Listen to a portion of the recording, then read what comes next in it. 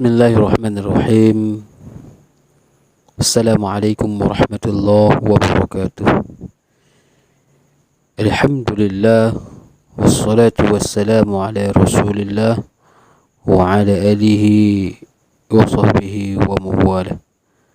Amma ba'du, fa ya ibadallah, usikum bi nafsi bi taqwallah, faqad fazal muttaqun.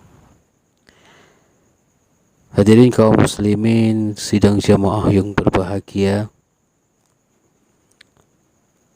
bersyukur kepada Allah yang mana pada kesempatan yang berbahagia ini Allah masih memberikan kesempatan untuk kita bersama. Selawat dan salam tak lupa pula kita kirimkan kepada Habibullah Muhammad sallallahu alaihi wasallam yang telah membimbing umatnya dari alam jahiliyah ke alam Islamiah.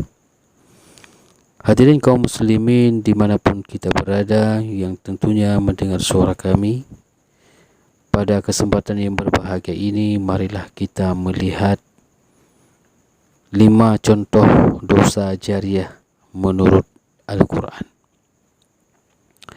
Hadirin rahimakumullah, sebagaimana umat Islam pasti sering mendengarkan kata amal jariah.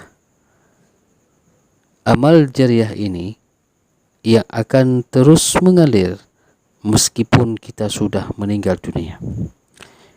Lalu pertanyaannya, bagaimana dengan dosa jariah? Hadirin rahimakumullah, disebut dalam dosa jariah, disebutkan bahawa dosa jariah merupakan salah satu sumber dosa yang harus dijauhi oleh seorang muslim agar terhindar dari siksaan api neraka, karena sama seperti amal jariah, dosa jariah juga akan tetap mengalir meskipun kita sudah meninggal. Nah, hadirin bahagia, berikut ada 5 contoh dosa jariah menurut Al-Quran.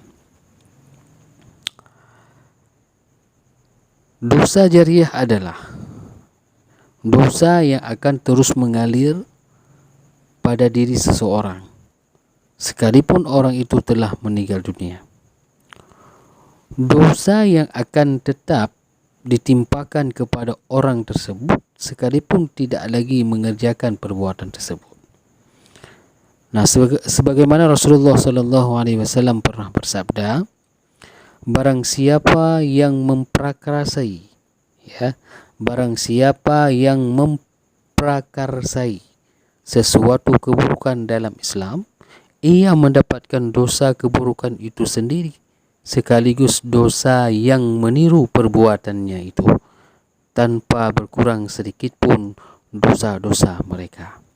Hadis riwayat Muslim. Ada beberapa contoh jariah, ada beberapa contoh dosa jariah yang harus dihindari oleh seorang muslim karena sangat berbahaya. Apa itu? Di antaranya yang pertama, pelopor kegiatan maksiat akan memperoleh dosa jariah karena telah menciptakan suatu ladang sayyi'ah sekaligus menginisiatif orang lain untuk meniru perbuatan tersebut. Nah, yang kedua adalah mengajak orang lain pada kemaksiatan juga akan membuat seorang menerima dosa jariah. Seorang yang mengajak pada kemaksiatan, mereka akan memikul beban dosa dirinya dan juga orang yang mengikutinya. Nah, hadirin yang berbahagia yang dirahmati Allah Subhanahu wa taala, yang ketiga adalah menyediakan sarana prasarana untuk kemaksiatan menjadi perbuatan yang memberikan dosa jariah selanjutnya. Nah, sebagaimana firman Allah Subhanahu wa taala dalam surat Yasin ayat ke-12, kita lihat maknanya. Sungguh kamilah yang menghidupkan orang-orang yang mati, dan kamilah yang mencatat apa yang telah mereka kerjakan dan bekas-bekas yang mereka tinggalkan. Dan segala sesuatu kami kumpulkan dalam kitab yang jelas. Hadirin rahimakumullah, yang keempat adalah mendengarkan konten ilegal menjadi salah satu penyebab dosa jariah. Selanjutnya, yang mana kegiatan ini sering terjadi di dunia digital seperti yang berkembang saat ini, maka perlu berhati-hati. Kemudian yang kelima, hadirin berbahagia, tidak menutup aurat bagi seorang laki-laki dan perempuan menjadi dosa jariah. Selanjutnya, yang harus menjadi perhatian dan dihindari oleh setiap muslim.